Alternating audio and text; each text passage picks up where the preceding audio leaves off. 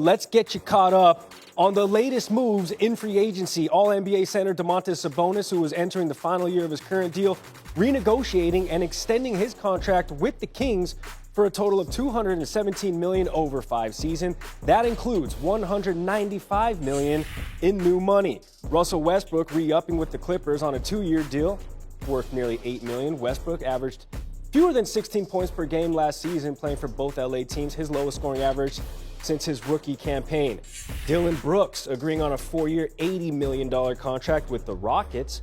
Brooks will now join Fred VanVleet in Houston's revamped backcourt as the Rockets look to bounce back from consecutive 60-loss seasons. And the one that stole all the headlines here, Damian Lillard requesting a trade after 11 seasons in Portland.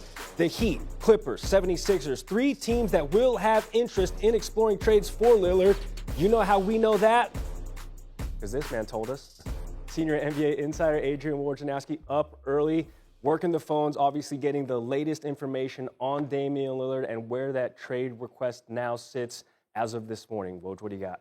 Hey, Gary, the Blazers front office, their organization, they made it clear to teams who called yesterday about Damian Lillard that they are open for business everywhere in the league on him. Now, our Mark Spears reports that Damian Lillard wants to play for the Miami Heat, that he has told the Blazers that. But he does not have a no-trade clause in the way that Bradley Beal did. He does not get to control where he goes next.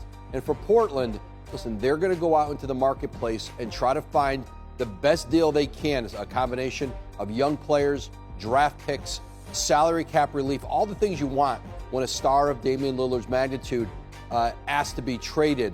And so I think this will not be a quick process.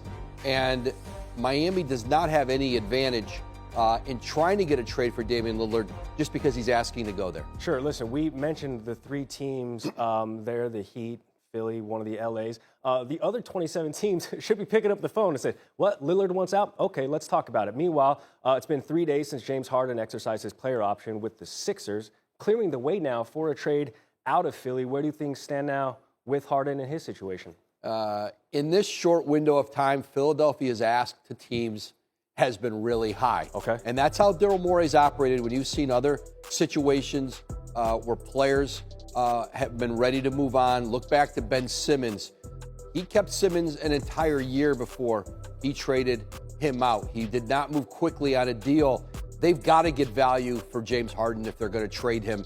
You are in this window with Joel Embiid of trying to win championships with him.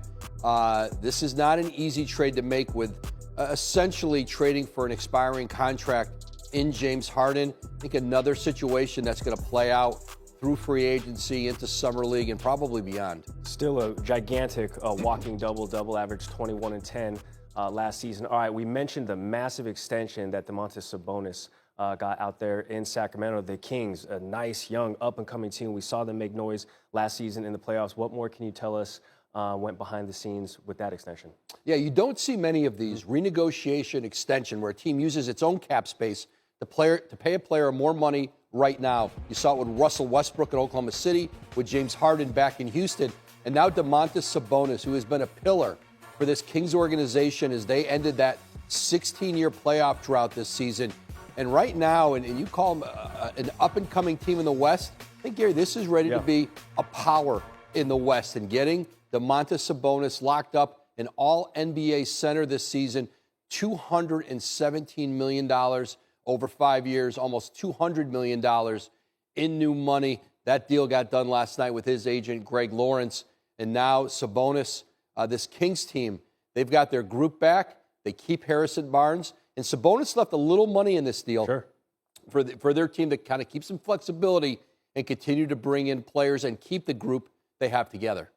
Because they're ready to light the beam come this fall. That is Adrian Wojnarowski lighting things up with the latest with NBA free agency.